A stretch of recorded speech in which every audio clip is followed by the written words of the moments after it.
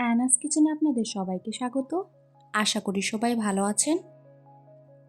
আজকে আমি বানাবো ইলিশ মাছ দিয়ে মালাইকারি। সম্পূর্ণ অন্যরকমভাবে এই মালাইকারি বানাতে কী কী উপকরণ নিয়েছি চলুন দেখে নিই। 3টে কাজু, 4-5টি কাঁচা লঙ্কা, 2 চামচ পোস্ত,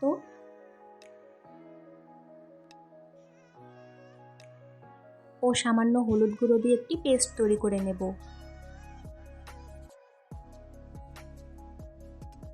মিক্সিতে করা পেস্টটা একটি বাটির মধ্যে নিয়ে নিয়েছি। কাঁচা লঙ্কা ও 1 কাপ নারকেল দুধ নিয়েছি। আমি আজকে 5 পিস মাছ নিয়েছি। ভালো করে ধুয়ে নিয়ে নুন, হলুদ গুঁড়ো, নুন হলুদ ভালো করে মাখিয়ে নেব।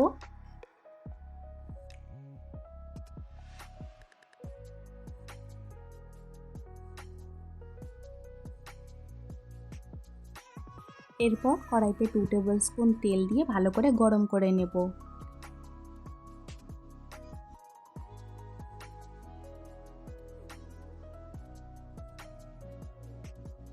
সামান্য নুন ও কালো জিরে দিয়ে মাছগুলো ছেড়ে দেব।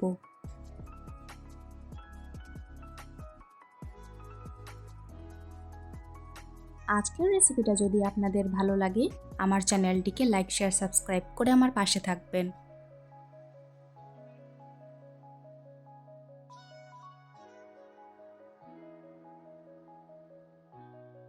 কালো জিরে দিয়ে উল্টে পাল্টে দুটো সাইডই মাছের খুব ভালো মতো ভেজে নেব।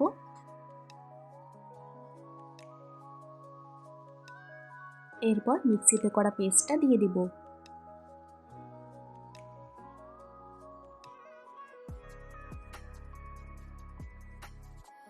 এখন ভালো করে কষিয়ে নিব।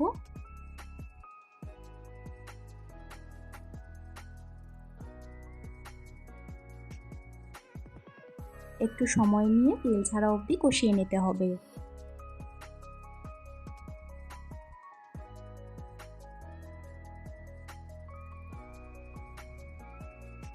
লো ফ্লেমে 5-6 মিনিট কষিয়ে নিয়েছি। এখন 1 কাপ নারকেল দুধ দিয়ে দিব। আমি এখানে হোমমেড নারকেল দুধ ব্যবহার করেছি, আপনারা চাইলে যে কোনো নারকেল দুধ ব্যবহার করতে পারেন।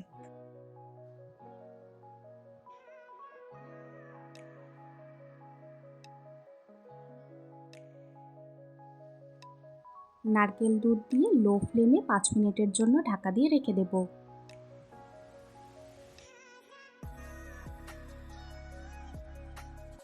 2-3 মিনিট পর আবার একটু ভালো করে নাড়াচাড়া করে দেব, না হলে নিচে লেগে ধরে যাবে।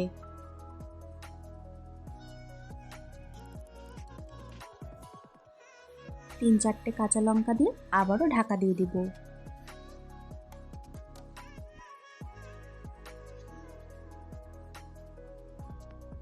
চিংড়ি মাছের মালাইকারি তো অনেকবার খেয়েছেন, একবার আমার রেসিপিটি ফলো করে ইলিশ মাছের মালাইকারি এইভাবে বানিয়ে খাবেন, আশা করি ভালো লাগবে।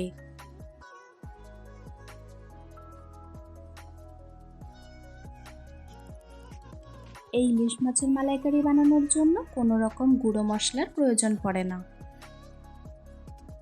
ব্যাস তৈরি হয়ে গেল আমাদের আজকের রেসিপি, খুবই টেস্টি, একটু অন্যরকমভাবে ইলিশ মাছের মালাইকারি।